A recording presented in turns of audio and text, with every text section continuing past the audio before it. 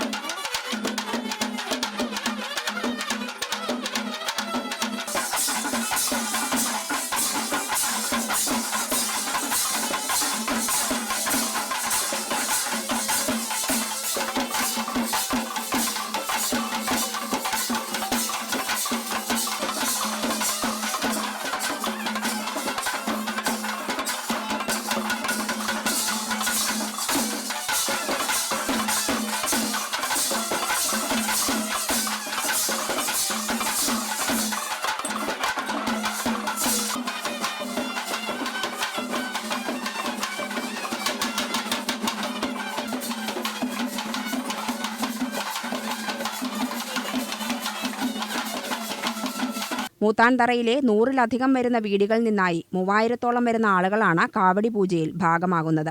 ശനിയാഴ്ച രാത്രി മുതൽ പഴനിയിലേക്കുള്ള പദയാത്ര ആരംഭിക്കും.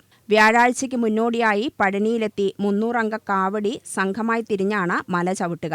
വർഷാവർഷം കാവടി പൂജ ആഘോഷവും പഴനിയിലേക്കുള്ള പദയാത്രയും അതിവിപുലമായി നടത്തിവരാറുണ്ടെന്ന് മൂത്താൻതറ കാവടി സംഘം സംഘാടകർ പറഞ്ഞു. ഈ പ്രദേശത്തിലെ മൂത്തൂർ സമുദായത്തെ സംബന്ധിച്ചിടത്തോളം തലമുറകളായി അനുഭവിച്ചുകൊണ്ടിരിക്കുന്ന ഒരു സാധനയാണ്. നമ്മുടെ പൂർവികർ തമിഴ്നാട്ടിൽ നിന്നും വന്നതാണ് എന്നുള്ളതാണ് സങ്കല്പം.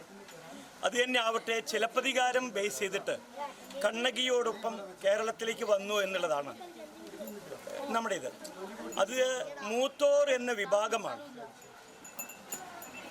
നമ്മുടെ പൂർവിക ഗുരുവായിട്ടുള്ള കോയമ്പത്തൂർ ഭാഗത്തുള്ള ഒരു പൂർവികനായിട്ടുള്ള സ്വാമിജിയുടെ നിർദ്ദേശപ്രകാരം എല്ലാ വർഷവും കാവടി പൂജ കഴിഞ്ഞ് പദയാത്രയായി പഴനിയിൽ പോയി തൈപ്പൂയം ദിവസം അഭിഷേകം ചെയ്ത് അടുത്ത ദിവസം പാലഭിഷേകവും ചെയ്ത് വരുന്ന ഒരു ചടങ്ങാണ് കാവടി പൂജ.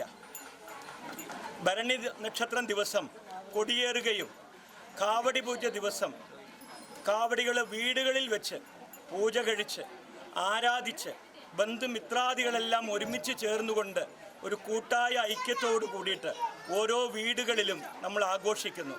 ഏകദേശം ഒരു 115 വീടുകൾക്കുള്ളിലാണ് ഈ പ്രദേശത്ത് കാവടി പൂജ ആഘോഷിക്കുന്നവർ.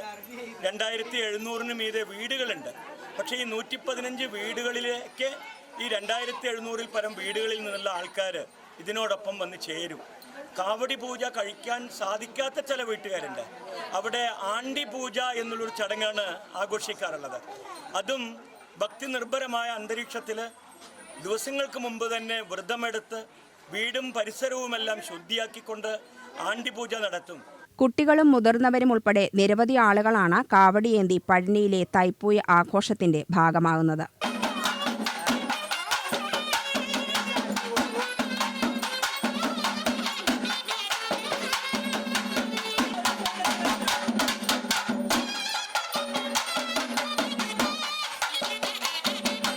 UTV news, Palakkad.